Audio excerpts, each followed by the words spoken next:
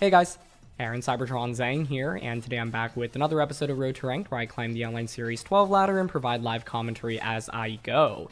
In the previous episode, I used the team that got second at the Vancouver Regional Championships a couple of weekends ago. It's a very cool, innovative anti-meta team featuring Calyrex Shadow Rider with Bulldoze next to Weakness Policy Solgaleo, as well as sets like Sucker Punch, Grimmsnarl, Power, Meteor Beam, Now Ego, Assault Vest, Rotom Heat, and Choice Specs Tapu Fini. Thank you to Zach once again for building and piloting this team to an amazing performance, and you can check him out on Twitter, linked in the description below, as well as a rental and a paste of the team if you want to try it out yourselves. So thanks so much as always for watching Road to Ranked. If you enjoy, please show your support by leaving a like. I'd really appreciate it. And question of the day, I want to know what your rating out of 10 is for the Gen 7 legendaries, especially the cover legendaries. I think honestly, when they first came out, I wasn't very sold on them, but now having used them in VGC a little bit more, especially in this format, I've grown to like them a lot more. So I'd say my rating probably went up from somewhere like a 5 to a 6, now higher to a 7 to a 8, and they're actually just really fun competitively in this format as well. So let me know your thoughts in the comment section below, and let's get started. Whoa, first game of the day, and there is a Reshiram Zacian combination, so it's already somewhat unique restricted duo, paired with the Vikavolt, Dracovish, Whimsicott, and Landorus-T in form. Very cool team. Okay. I mean, Reshiram, not exactly the most exciting Pokemon to play against when you're using Solgaleo. Obviously can max flare us. Rotom with Assault Vest is actually decent into it. I want Grimmsnarl with screens here for sure. The problem is, can I actually get both screens up? If you're my opponent, you could lead something like Reshiram and Zacian. Well, I guess Reshiram probably can't one-shot Grimmsnarl here. Okay, I definitely want Grim. Fini's tempting, but I mean, is getting Misty Terrain up really that valuable here? Because Reshiram's not really going to use Dragon-type attacks anyway. I really want Rotom Heat here, if anything, because I think it's pretty good into Reshiram. I'm even intrigued by the idea of Grimm plus Rotom, because then I could just Volt Switch. But I think Grimm and Solgaleo is still acceptable here with Calyrex and Rotom in the back. One of the reasons I like Rotom a lot here is because of its matchup into both Vikavolt as well as Zacian and Whimsicott. And Reshiram, when you see Reshiram, you normally should assume one of two sets, either Life Orb or Assault Vest as the item, and then a combination of attacks like Draco Meteor, Blue Flare, Earth Power, Solar Beam, not Solar Power, Protect, obviously, if it's the Protect set. So, a lot of options for it here. It's going to be Whimsicott and Reshiram. Okay, I am very much okay with that, because on turn 1, I think I can get away with just going for a Light Screen here. Light Screen into Max Quake on Reshiram is honestly pretty powerful here. The thing is that they could switch Reshiram out right now into Landorus. So I could say Max Psychic that slot instead. But honestly, I'm down for a Light Screen into a Quake here. Even if they switch out into Landorus, I don't think it's the end of the world. And I think my opponent might be tempted to just try to deal a large amount of damage onto Solgaleo immediately. The risk versus reward trade-off is worth it here, where if Reshiram does stay in and Dynamax, I can just win the game on turn 1, essentially, with this Max Quake. If they switch out into Landorus-T, well, that's not ideal. Does stall out a turn of my Dynamax, which is actually very important in beating Solgaleo, but I think we can still come back from it. So I'm willing to take a little gamble here on the first turn. I guess the one thing I didn't consider was Whimsicott having Switcheroo with a checked button. That would probably not be very fun for me. Solgaleo's going to Dynamax first here. Best case scenario is Reshiram Dynamaxes, they Tailwind Max Flare Solgaleo. I think more likely it actually would make sense for them to just attack here and not Tailwind on turn 1. Well, actually, if you don't Tailwind on turn 1 and I just Sucker Punch into Max Quake, it's a disaster. So they don't really have a save play here on the first turn, honestly. We'll see which one they opt for. But either way, I definitely did not think I would be playing a Solgaleo versus Reshiram matchup here to get things started, and that's pretty cool. Okay. So Reshiram's going to max. Nice, they offer Tailwind. That's perfect, honestly. Because even if you don't Flare Solgaleo and you go for, I don't know, Flare onto the Grimmsnarl instead, it's still a very favorable turn 1 for me, where I get Light Screen up and already stalled a turn of your Dynamax as well as your... They're going to Flare Grim, yeah. Dynamax as well as a turn of your Tailwind as well. So, I'll take that. What can be interesting this next turn is they go for Helping Hand. Helping Hand, Max Flare in Sun into Solgaleo does not seem super fun to go up against here. That was actually a critical hit onto Reshiram. So it's a testament to Reshiram's bulk, because I actually thought I'd do a little bit more there. Okay, I thought that was weakness policy going off for a second. I was like, I am done for. But nope, it's leftovers. Very interesting. Okay. With the special defense boost, because of Light Screen, even if you Helping Hand Flare, I feel confident in Solgaleo surviving, truthfully. Still fine to max. Like, I'm interested in going for Max Guard here and Spirit Break onto Reshiram, right? The problem is if they read into it and just double up onto Grim, but that does feel somewhat unlikely to me. This also stalls out another turn of their Dynamax. Even though it stalls out a turn of my Max, I think it's fine. Whimsicott switches, though. Okay. Sure, into Landorus. That's fine by me. Even if Grim faints here, which I don't expect it to, I'm fine with this outcome. Smart decision to switch out Whimsicott, though, because this allows you to get another set of Tailwind up. And, oh, it's actually Reshiram going for Max Guard. Okay, that's interesting. So we both actually go for Max Guard. Not how I would have expected this turn to play out. But, like, now I don't have to worry about something like a Helping Hand plus Max Flare, right? So the Solgaleo is definitely surviving now. So let's just set up a Reflect here. I've got Calyrex and Rotom in the back. Rotom's going to be pretty solid into the Reshiram. I could Mindstorm or Steel Spike. I think getting a defense boost is a little bit more valuable right now, so I'll Steel Spike Landorus. I'm intentionally not targeting Reshiram right now because it's relatively low HP anyway. And with Light Screen up, the damage output from it is going to be pretty insignificant. I have to say, though, you know, it's funny because going into this matchup, I was like, okay, there's two items you should generally expect from Reshiram. Good Protect from Landorus there. And that would have been a reason to target the Reshiram slot this turn, so they've just gone for great Protects and actually stalled out my Dynamax very effectively. So there's Flare. Okay, this time it's going to target Solgaleo, and yeah, it does not even do half our health here. Cool. So the key thing is whether or not my opponent will be able to get another Tailwind up in this game. And given how they conserve Whimsicott, they'll most likely be able to accomplish that. But for now, I'm honestly okay with that. We do get another defense boost here. Ideally, like, Grimmsnarl faints this turn and I get a free switch into Calyrex, but that's probably not going to happen here. More leftovers recovery. Dynamax ends on both ends. Last turn of Tailwind now. Definitely a lot of surprises so far. Protect on Landorus also isn't really that surprising, but a lot of Landoruses are often like Swords Dance 3 attacks, for example. The other intriguing thing here is, do you feel comfortable just like targeting... Like Landorus, do you really want to go for an Earthquake when Reshiram's out next to you? Probably not.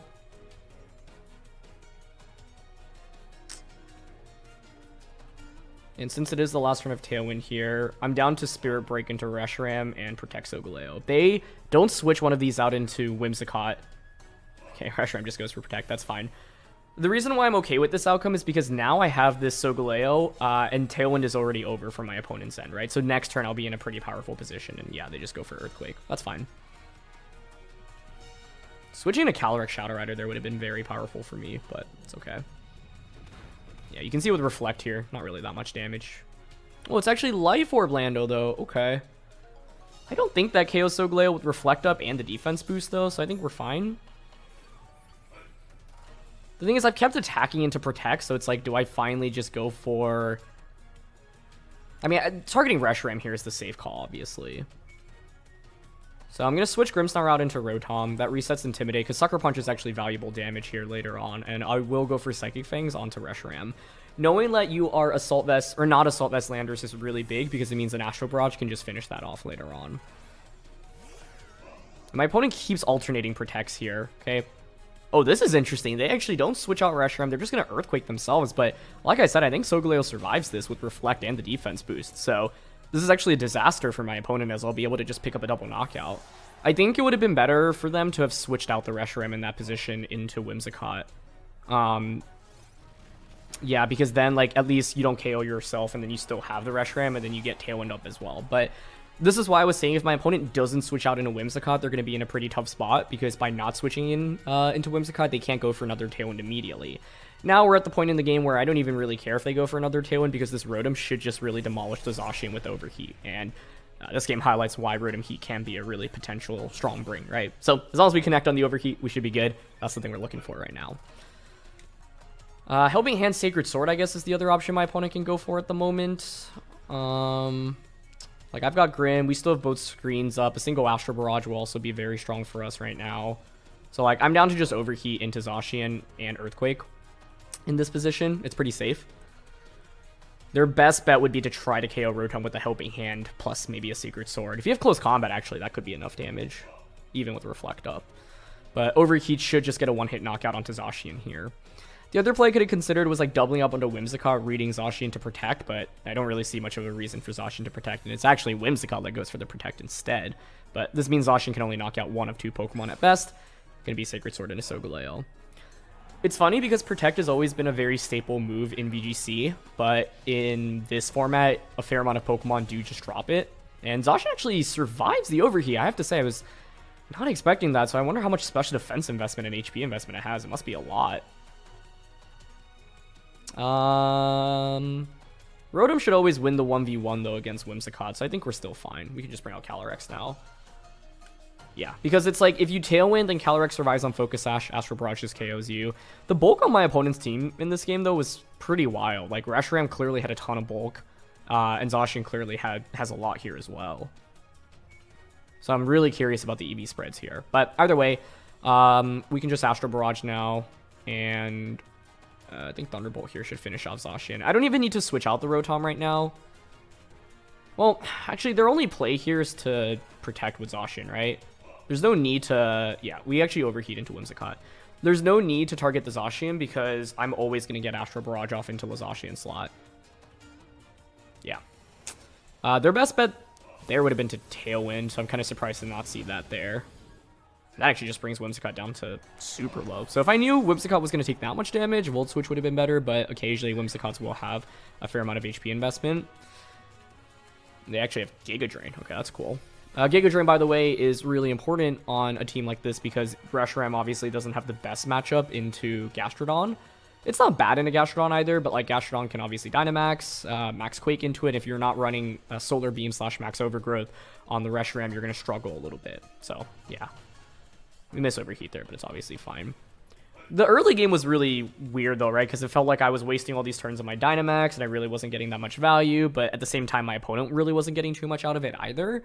But I think I could have played, like, the first 3 turns of the game a little bit better, because I just really didn't maximize my usage out of Solgaleo's Dynamax. But truthfully, I just, didn't know how many of my opponent's Pokemon would be carrying Protect. Like, Assault Vest is a decently common item on Reshiram, as is on Landorus-T. Both of those sets ended up having Protect, as well as Whimsicott carrying Protect, right? And I was like, well, I don't feel like I really need to knock out the Reshiram right now, because in fact, it actually doesn't really contribute that much for my opponent. But I think the main thing in this game was that my opponent just knocked out their own Reshiram. As soon as I pick up that double knockout, it just completely opens the door for Rotom Heat to win the game. But I think it's a play that makes sense from my opponent's angle, because if you're my opponent and you do think you're just going to get the knockout with Earthquake there, then it's certainly worth going for. But like I said, I think maybe switching Reshiram out into Whimsicott there could have put them in a potentially better spot as well. And if my opponent had cycled in Whimsicott a little bit earlier, right after the first Tailwind ended, I think I also might have been in a pretty tricky position. But Solgaleo manages to come out with the win, and we didn't get to use Rotom Heat a lot in the last one, but it was obviously super good into this Whimsicott-Zacian duo, and the Rotom Heat's really essential into Zacian teams in general, especially things like Zacian Calyrex Shadow Rider, for example. So yeah, let's look for another. Next match here, and we've got a pretty standard Lunala Groudon team. I actually have used Lunala Groudon at a couple of live tournaments recently. I think it's incredibly powerful and can do super well into a lot of like the more meta compositions. Interestingly enough, I think it actually struggles more against like off-meta picks, and at regionals, like my losses were against like Yveltal Groudon, which isn't exactly super off-meta, but in terms of the percentage of people in the field using it's not that common.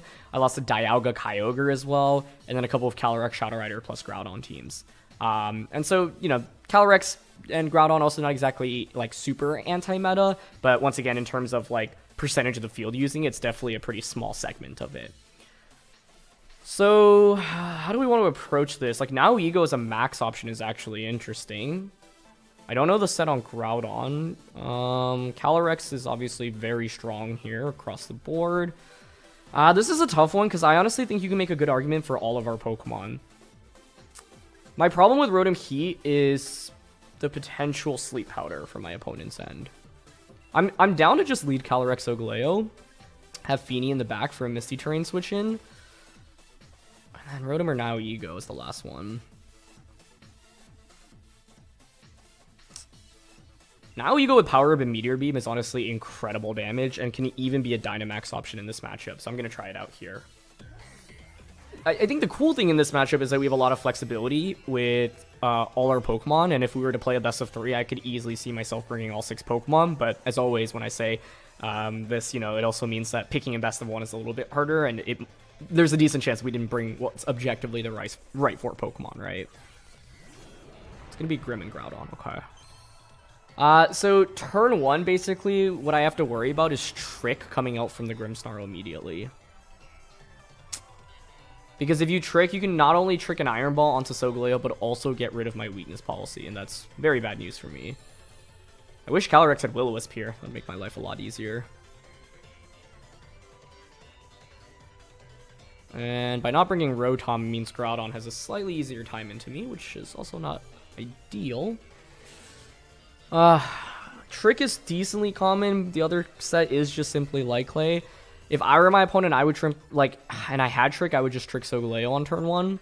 It's really tempting to then actually switch into Tapu Fini. So, I'm going to scout out for Trick here, but there's a lot that can go wrong to start here. Because if they don't have Trick, right, and they just go for an attack immediately, well, that's not amazing.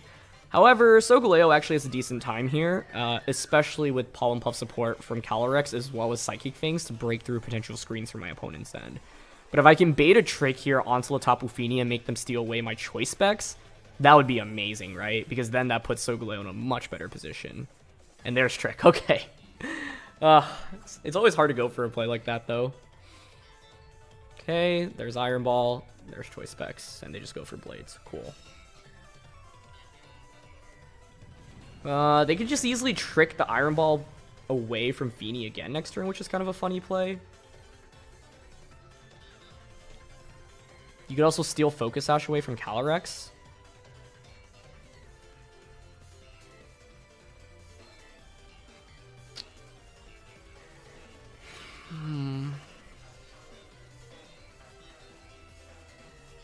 Honestly, in this position, I'm down to just go for an Astral Barrage and a Moonblast. I really want to get rid of Grimmsnarl if I can.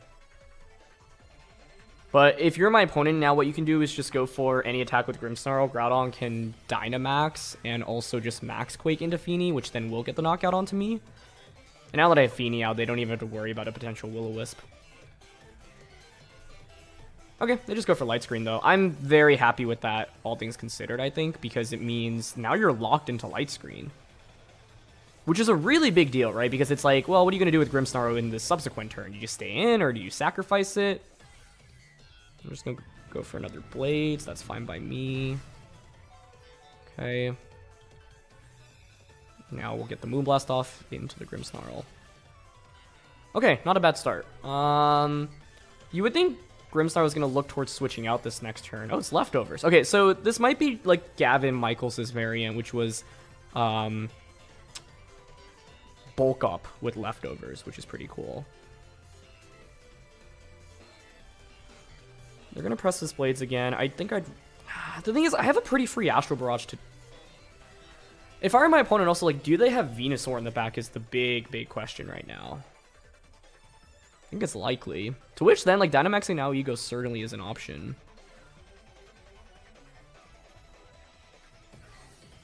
They're just going to press this Blades, and I would think switch Grimmsnarl out, or just sacrifice Grimmsnarl here. I'm willing to protect here, because if they stay in with Grimmsnarl, they can really put themselves into a tough spot. And I'm actually willing to trick Groudon here to take Leftovers away in case they miss. Grimm is going to switch. Okay, Instinct coming out here is really good to see, in my opinion, because I've put myself in a position now where if you knock out the Tapu Fini, which you should, as long as you don't miss, then the next turn I can just go for Bulldoze and then Quake into the Incineroar to get a knockout onto that. They're going to go for the Dynamax. Okay, I like that play a lot.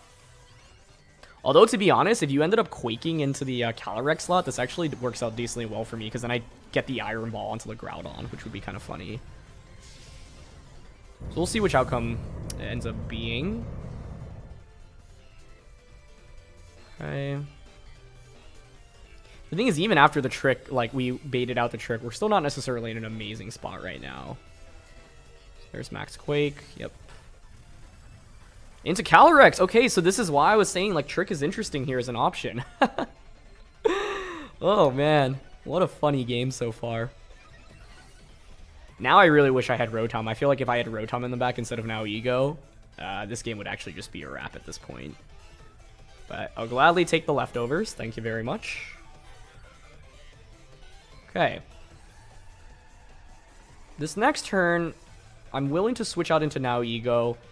Now Ego's main advantage in this game is beating Charizard and Venusaur, but there's a good chance my opponent didn't bring either, and so for that reason I'm willing to just give it up at this point because my opponent's clearly committing to Dynamax Groudon. So it's funny, right? Objectively, yeah, Rotom would have been better here, but then, you know, now Ego is a little bit better into Charizard and Venusaur. Rotom's actually pretty good into both, but the problem is that Rotom is not affected by Misty Terrain, so it can get hit by Sleep Powder very easily. So I want to switch Calyrex out because the whole idea is to get the Bulldoze combo off. I'm going to switch into now Ego here. And I think here it's fine to just Scald and get some damage off. Finally. There's also a chance now Ego survives here, right? Where they Quake the Tapu Fini slot instead. But you could just Quake... okay, yeah, they don't go for Fake Out, which I think is the right play. You should just attack with both Mons right now. It's actually just negative damage, basically. Ooh, it's Darkest Lariat, though. If now Ego even gets a single Meteor Beam off in this game, I'm very pleased. So I wonder if they doubled up into that slot or if the Quakes just go into Fini. Either way, I think this is a good turn. Nice. That's perfect. Okay, excellent. Basically, as you can see right now, what I'm playing towards is just this late game option with Solgaleo. So, I can bring Solgaleo out now. The main thing to note is that they can still trick away my weakness policy with the Grimmsnarl in the back. I don't care about getting a choice specs, but, you know, that's still a little bit annoying.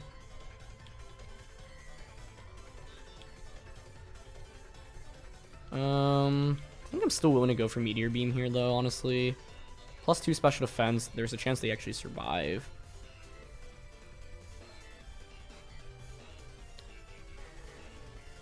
Meteor Beam. Max. Lunala should be their last one, right?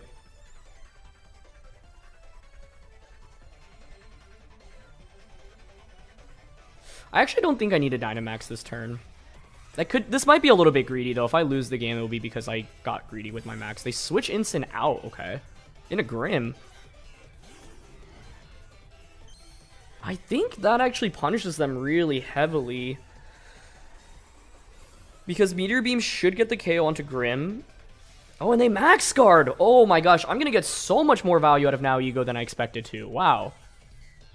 I think this should just put us in a fantastic position to win the game now. As long as we don't miss the Meteor Beam. I'm just so happy to bring out Rotom and now Ego finally in today's episode. Okay, nice. Meteor Beam connects. Bye-bye, Grimm. Yeah, really surprised to see that switch, but it's a pleasant surprise. The game's not over, though, because now what they can do is bring in Lunala and threaten Trick Room with Lunala. Oh, man, that's definitely what's going to happen here, right? The interesting thing is I still have my Dynamax intact, but, like, my team's HP just across the board is relatively low. I think if they bring out Incineroar here, they're just done for, but yeah, they correctly assess. Let Lunala the right Pokemon to go into. Now, Groudon just protected, and it's Iron Ball. Oh, man. I could even Dynamax now Ego. I don't think that's the correct play, though.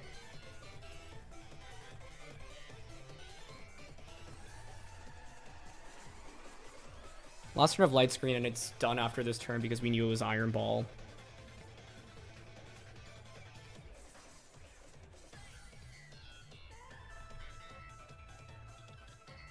I can't deny Trick Room here, can I? Maybe not.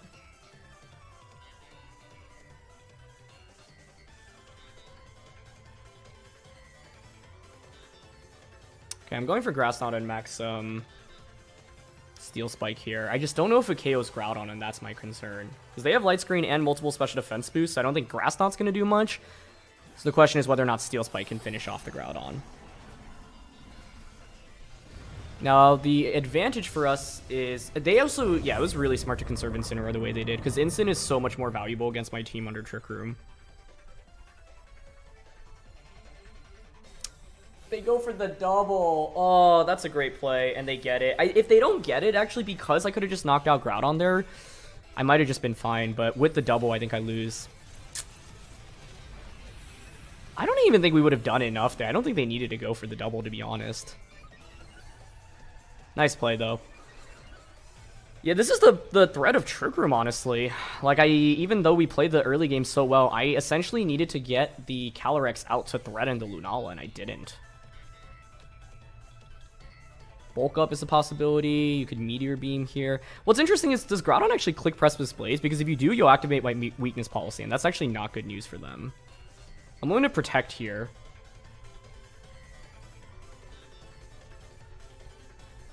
Let's assume they don't activate policy. What would they go for? A Bulk Up? I could survive Moongeist Beam with Now Ego here. Basically, Protect is so obvious that I almost want to just go for Grass Knot here and double up onto Groudon.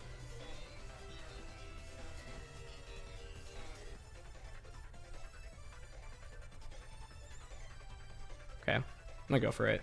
Yeah, I don't think they needed to double Protect there, honestly. They go for Rock Slide. I dodge, but connects on Now Ego. I assume they're just Moongeist Beam that slot. Okay. Frustrating, because I obviously could have just protected there then.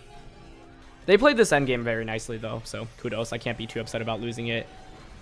I'm just sad, because Now Ego, like, seemed like it was in such a good position, but the thing about Now Ego is it's so weak into things like Groudon and Zacian, and so it's honestly one of the most difficult Pokemon I've had to, like, use in terms of execution so far.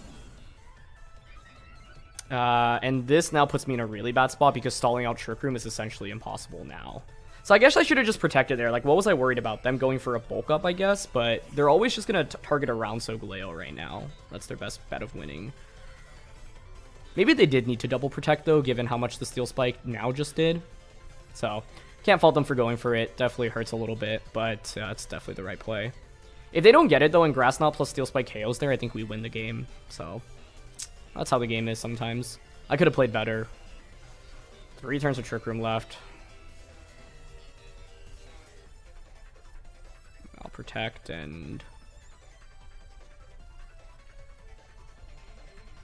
I think, there is a world in which Solgaleo can still win this game because my opponent's not going to knock out Solgaleo without activating its weakness policy at some point. So I'm going to try to break Lunala's shield first here. Okay, they just Rock Slide, yep. Solgaleo dodges it. They go for Meteor Beam, get the special attack boost, yep. Basically, what I'm trying to position for is Solgaleo just, like, winning the game by clicking Earthquake in this endgame. But I think it's probably still not really doable because at this point my opponent has so much offense, and I haven't even gotten a hit off onto the Lunala yet. But double protect is a really risky play, but in this game, it made total sense for my opponent to go for it. Because if my opponent got it off in that position, they would just be in such a fantastic spot, right? What's interesting here is, do you just go for, like, my opponent clearly is going for Rock Slide, right? Because they don't want to activate the policy through Precipice Blades. There's only 2 turns of Trick Room left. The big question is the Incineroar item, but because Incin hasn't taken any damage, I think I'm still in a bad spot.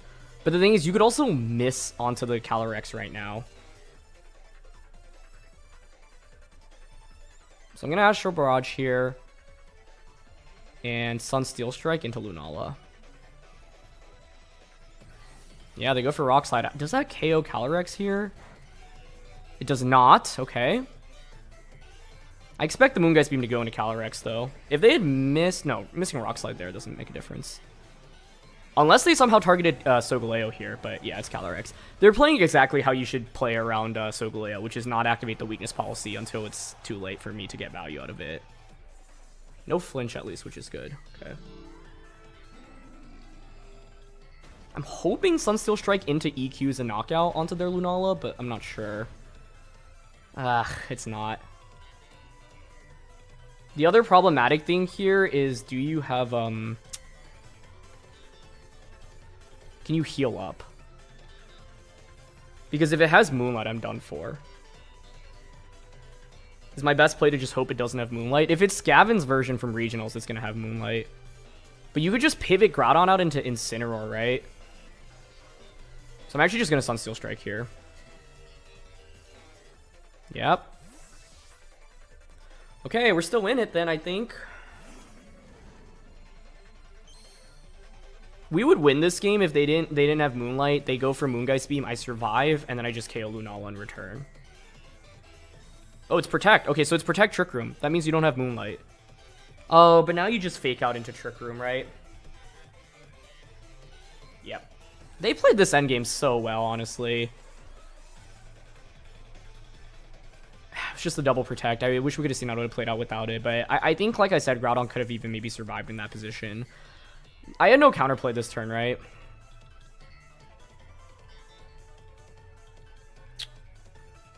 If Instant doesn't have Darkest Lariat and it's Throat Chop and I survive Moongeist Beam, it's still theoretically winnable, so I'm not going to give up yet. This was such a close game, though. Yeah, Rotom Heat over Now-Ego would have been the better call, but I brought Now-Ego because of its matchup into Charizard and Venusaur. My opponent didn't bring either, unfortunately. And they have Darkest Lariat instead of Throat Chop. So it's like all the worst things. And so that's going to attack through my defense boosts, unfortunately. Yeah, well played. The other turn I'm really mulling on is, like, I wonder if I could have knocked out Lunala with a Power Gem plus a Max Steel Spike the turn that I tried to set up Trick Room. Because it was obviously going to go for Trick Room in that position, right? Getting the policy off on Solgaleo, like self-activating it at some point would have been really valuable for me as well. So at first I was like kind of confused as to why they switched out the Incineroar and sacrificing Grimmsnarl, but it was an amazing play on their end because it conserved their fake out, and also Incin is just way more valuable as an offensive member into my team. The other play I could have made done a little bit better in this game was just protecting with Now-Ego. It was a seemingly obvious protect, but I should still go for it. It still would have been tough because I would have needed to sell multiple turns in Trick Room, and I'd probably need a double protect of my own, but that was one of the best examples of when you should go for a double protect. You know, I'm sure my opponent wasn't sure if they would survive a double up there. So they're like, well, if I get it, I'm just in an amazing position, and, you know, I'm already, and if I don't get it, I'm probably going to lose the game, right? Unless you expect to survive there. It was really close in terms of the damage there. I really don't know how much Grass Knot's going to do against Groudon there, given the defense, special defense boost, but we did have a special attack boost, so yeah. I wish we could have... I'm just so curious whether or not I would have KO'd Groudon there if they didn't get the double. But awareness of the situation as to when you should go for a double protect is a really key skill in this game. And my opponent played that end game very, very nicely. So, yeah. Let's look for one last one. Third game here, and it is a very standard Zacian Calyrex team. Now, you'll normally see either Alecki or Thundurus and either Blastoise or Gastrodon. You know, this team recently did just win the regional championships over in New Jersey, used by Emilio Forbes, who was the runner-up from Worlds a few years ago in 2018. Rotom Heat's really cool in this matchup, so I'm definitely going to want to bring it out. I'm just so sad I couldn't do Now-Ego justice in that last one. Oh, so disappointed. But my opponent played really well. So, like, Rotom is amazing into Zacian, Calyrex, and Thundurus. Can be even be a solid Dynamax option. Solgaleo's awkward here, because, like, I do have to worry about a couple of random things, like Foul Play on Thundurus, as well as Will-O-Wisp from their Calyrex. So, like, I'm okay leading Rotom in this one. I like Grim Rotom as the lead. And just Calyrex Solgaleo in the back, I think. Now-Ego is also not bad here, but I just, like... I think Now-Ego is really tough to execute, and so I give Zach, the original creator, so much credit for making it work, because it's a very situational Pokemon. And the thing about using a Pokemon like Now-Ego in a format like this is basically recognizing when you can get value out of it and when you can't. And honestly, in the last game, I think we were well positioned to actually get a lot of value out of it, right? Because if the double doesn't protect, if the double protect doesn't happen and Grass Knot does indeed actually get the KO with the double up there, then in the end, like, Now-Ego could even potentially take one more hit. Even if it doesn't at that point, it's gotten so much value knocking out a Grimmsnarl and having Grass Knot into Groudon, right? So, yeah. But basically, the thing about Now-Ego is because it's so easy for it to get one hit KO'd by common attacks like Groudon and Zacian, you have to be really careful. They may have timed out there, by the way. Timer was really close in the end. Okay, so it's Calyrex plus Zacian. Turn 1, it's really easy for me to just set up a screens and max flare into Zacian. To which, obviously, my opponent can just switch Zacian out. You know what's a really intriguing play? Like, if I expect Zacian to switch out, I could Sucker Punch Calyrex and Dark Pulse it. Knocking out their Calyrex is a huge deal in this matchup, honestly. The problem is if they just stay in with Zacian, they go like Behemoth Blade plus Astral Barrage on turn 1. So I almost feel like I need to Dynamax Rotom out of caution. Okay. I'm a Dynamax. We're going to Max Darkness Calyrex, and I'm down to Sucker Punch it. They could just protect Calyrex and like Behemoth Blade Grimmsnarl, which would be interesting. Okay, they stay. Oh. Okay. That's a very good play. Dynamax Calyrex. That's one of the ways that this team can play out. Part of the thing is, like, the item choice on Calyrex. You're normally going to run Focus Sash on these teams, but you can run Life Orb or Spell Tag. With this, they can potentially KO Rotom on turn 1. Albeit a little bit frustrating, because if I had Thunder Wave or Scary Face on Grim, I could have actually just eliminated Zacian immediately if they didn't protect it. So, like, this play from there, and I think they're basically going to try to double up onto Rotom, which is really smart. But if I had speed control here on the Grim, which is very common, I would just eliminate Zacian to start the game. But part of the thing is, if you know meta teams, then you might know exactly what's coming your way. Sucker Punch does so much into Calyrex there. There's Phantasm onto Rotom. Yep. We might survive a Blade here. We'll see. I'm not sure, but if we survive, we're obviously in great shape. Especially with late game Solgaleo. I guess you could also just Blade the Grimmsnarl slot, right? That's also a possibility, but I kind of expect the double up onto Rotom here to ensure you can't get an attack off. Okay, Rotom took that way better than I expected to. I'm sorry for doubting you, Rotom. I mean, it shouldn't be surprising. Obviously, we resisted super well. But in my head, I was like, well, if they're going for this, they should just get the knockout, right? But no, it wasn't even really close. Cool. And this game highlights also one of the reasons why Sucker Punch is nice as an option, right? Because it can help you just get a knockout very quickly onto Calyrex Shadow Rider. That really should put us in a fantastic spot. Instinct comes out, okay. Because, like, now I can really just have a field day with my Calyrex plus my Solgaleo. Does another Blade even KO me here? Like, I think so. But I don't really get much value out of switching out of Rotom Heat here. So I'm willing to just give it up and go for a Reflect. Their play is to just, you know, simply fake out into Grim, Behemoth Blade into Rotom, but my opponent might also feel like, hey, I'm really far behind in this game. I got to make some big plays. I'm going to read into a Rotom Protect if you haven't recognized that it's Assault Vest, and then like double up onto the Grimmsnarl slot, to which then the game would just end immediately. Instinct could also like look for something fancy here, like a Parting Shot, instead of just simply clicking Fake Out. Yeah, and they're not going to click Fake Out here. But I think because it means I get Reflect Up, Rotom now survives the Blade. Let's see. Either way, though, that turn 1 played out obviously better than I could have hoped for it to, which was just getting a knockout onto their Maxmon immediately. And yep, they did indeed Blade into Grim. So I'm Assault Vest here, but, you know, AV Rotom Heat isn't exactly the most common Pokemon in the format, so you might not just have, you know, experience about the damage calcs against it. And, like, if I were to go up against it, I'm not sure I'd recognize immediately that it were Assault Vested, because you could just assume it's, like, very HP and especially defensive invested, right? But now, that allows us to get the knockout. Yep, and they did go for Parting Shot. But this is what I mean, right? Like, my opponent is already behind in the game, so in their head, they might just feel like, okay, well, time to go big or go home, right? And just simply making the obvious play is not enough to win the game, which is fair. Like, we gained, obviously, a pretty decent lead just off that start. So Gastrodon's in the back here. Instin's obviously going to cycle back in. I think we can just simply max Darkness with the Rotom, get a special defense drop onto my opponent, protect the Calyrex, and then we're really good from there. Yeah, we don't even need Solgaleo in this endgame. It's funny how fast-paced this game has been relative to the previous one, but that last one was obviously just a huge back-and-forth battle. Okay. Yeah, I mean, in this position, I'm just going to go for a Max Darkness to get a Special Defense drop onto my opponent's Gastrodon.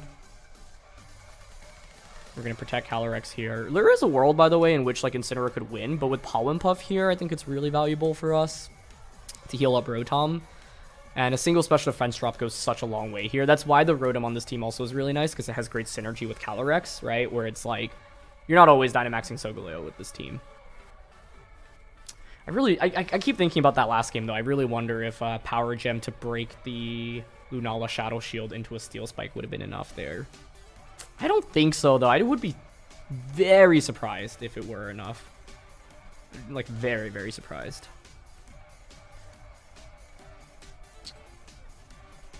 Either way, though, I don't really think there's too much my opponent can do from this position. Your best play is to protect Gastrodon, prevent it from eating up a hit. But even if you do that, then it's, you know, free double up for me the next turn.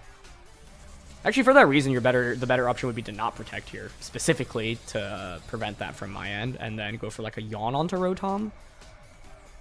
Yawn would actually work decently well here, yeah. Okay, they parting shot Rotom again, that's fine.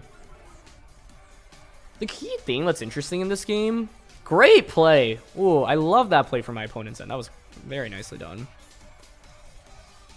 Yeah, this game is not over yet by any means. What's really interesting now is, you know, do I consider switching Rotom out into Solgaleo? Because I'm at -4, -2, I'm drowsy. Reflect is up. But I'm such low HP here to begin with.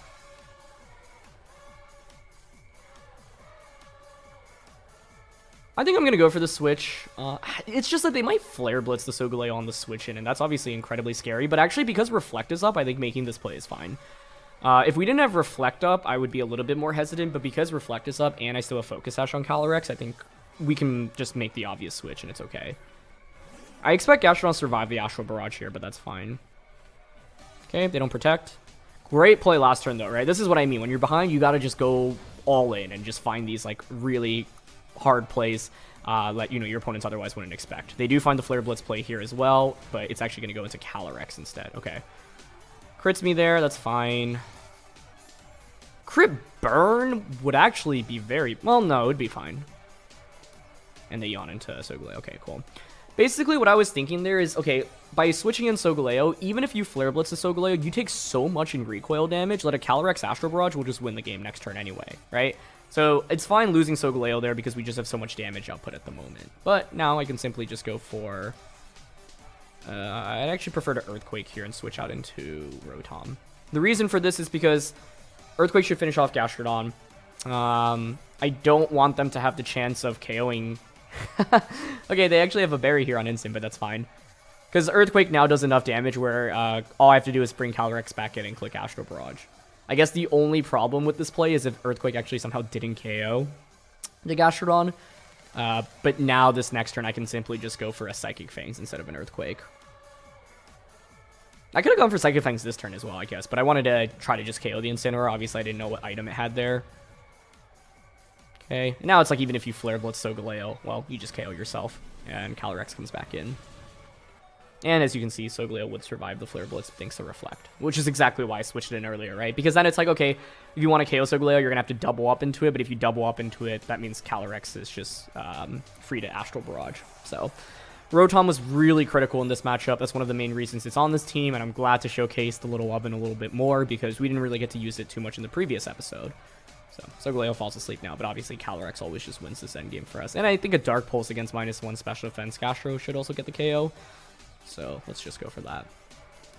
Very fun set of games today, though. You know, we went up against a wide variety of teams. That second game obviously was super close, and even though it was a loss, I think it was one in which my opponent played exceptionally well in the end game. And this game as well, like, you know, my opponent made some really good plays to try to get back into it, but this is why, like, falling behind so much on turn 1 and losing your Dynamax can be a major downswing, a momentum swinger in this format, and it was just too hard for my opponent to come back from. Like, as soon as we get that KO with Rotom in the range that it was at, we were already in a really good spot. So we can check their team before we end today's episode. It was Sash Calyrex indeed with Will-O-Wisp and Psyshock, so yeah, not the Life Orb set. If it were a Life Orb, maybe it would have been enough to actually get the win there. Assault Vest on Thundurus, very standard. Citrus on Incin. Miracle Seed. So, all pretty standard sets here, and then leftovers. So, yeah. That is going to be it for today's episode, so I hope you enjoyed seeing this anti-meta Solgaleo team. I think Zach, the original creator, has done such a phenomenal job editing it and piloting it through 2 different regional championships and getting top 8 and second at 2. So once again, huge congratulations to him. This is one of the most difficult formats, maybe the most difficult format I've ever played in, and to have that kind of consistency with the very unique restricted duo is very difficult, especially at live events. And so, yeah, I think it's always just really fun seeing teams that break the boundaries and try out things that you normally wouldn't expect to see. So we'll definitely be seeing more of Solgaleo, but that's going to be it for this one. So leave a like if you enjoy. Don't forget to answer the question of the day, and I'll see you all soon. All right, peace.